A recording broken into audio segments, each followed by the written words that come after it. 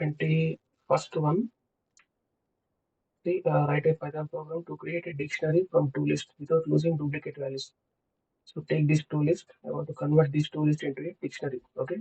So first uh, list becomes key and second list become value, and we have to don't use the duplicates. Okay. That means we should not use set method here.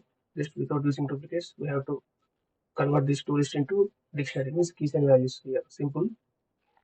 So you can use built-in function and zip function. Okay. We have done earlier. We'll do it again. Simple. So take x is equal to dict inbuilt function and also zip function. Zip function combines two list here. Okay, zip function combine two list here. Two list here. What's the list here? K comma b. Okay, it returns tuple object, and that if you want to convert that tuple into dictionary, use dict inbuilt function. Simple in text, so that you cannot lose the duplicates here. See, Rash 1, kill 4, Varsha 5, nandu 4, 5. Okay, so you not use the so combining two lists. Okay, combining two lists and convert that into dictionary key and value pairs.